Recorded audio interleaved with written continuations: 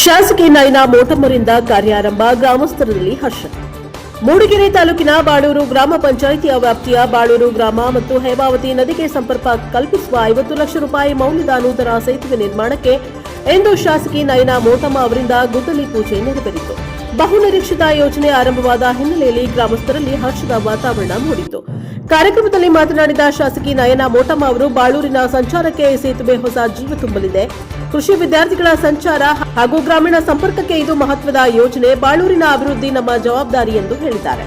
ಕಾರ್ಯಕ್ರಮದಲ್ಲಿ busy Srinath, Upendra Gowda, Manjunath, Mahesh Baluru, Lawrence, Satish Baluru, Suresh ಶರಣ ಪಾಟೀಲ್, ಬಾಲಕೃಷ್ಣ, ವಿಜೇಂದ್ರ ಗೌಡ, ಆದರ್ಶ ಸೇರಿದಂತೆ ಅನೇಕ ಗ್ರಾಮಸ್ಥರು ಭಾಗವಹಿಸಿ ಗುದ್ದಲಿ ಪೂಜೆಗೆ ಬೆಂಬಲವನ್ನ ನೀಡಿದ್ದಾರೆ.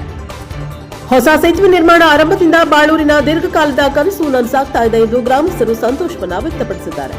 ಗ್ರಾಮಾಭಿವೃದ್ಧಿಗೆ ಬಾಗಿಲು ತೆರೆದಿರುವ ಈ ಯೋಜನೆ ಬಗ್ಗೆ ಜನರಲ್ಲಿ ದೊಡ್ಡ ಮಟ್ಟದ ನಿರೀಕ್ಷೆ ಕಂಡುಬಂದಿದೆ.